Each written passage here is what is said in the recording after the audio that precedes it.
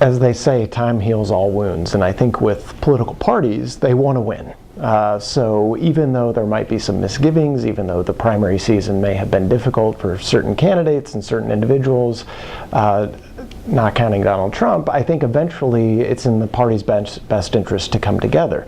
I think a lot of these conversations with Paul Ryan and others, these are going to happen behind the scenes. They're going to talk about how they can have a path forward, perhaps if there's a President Trump, and what this means for a Republican Congress. But I think ultimately it's clearly in their interest to work together and come together. And I think that's, it almost goes without saying that political parties are in the business of winning elections, and they know how to come together to ensure that they can do that.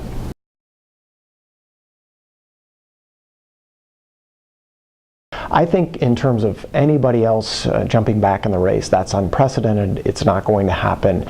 In terms of Mitt Romney or anybody else for that matter running as an independent, I think there are certainly groups of individuals who like that idea. But again, the prospect of an independent running, particularly a conservative or a Republican, will just serve to fracture the Republican Party and will undermine that primary goal of the Republicans, or Democrats for that matter, any political party, which is to win. So I don't think that that is a high likelihood. And I think whether we're talking about brokered conventions or independent candidates, one thing we want to look back at is past experiences and past situations. And we see repeatedly that third-party candidates don't do well, and we don't see brokered conventions. We really haven't had one in sort of the modern era of selecting presidents.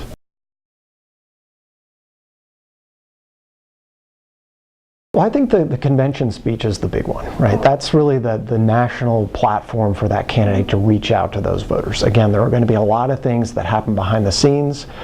It certainly helps if, you know, Cruz, Kasich, these other guys, that they actually endorse and come out in support of Trump, and the same thing on the Democratic side. We haven't seen that yet, but it's likely that we'll see something like that. But I think that this is always an issue for party nominees for president, that they have to take the mantle at that acceptance speech at the convention, unify the party, bring people together, speak to the breadth of the party support, and that's a good indication. What we see after that speech, after that convention, when we see that bump, that'll give us a sense, you know, of how successful the nominee was in bringing the party together.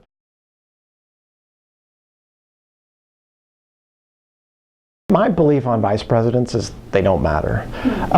Nobody votes for vice president. You're voting for the president. There are ways that if you have a weakness, you can certainly frame the ticket, you can frame the news coverage, and indeed candidates are very strategic about when they make that announcement to generate news coverage and get people interested and excited about that particular ticket.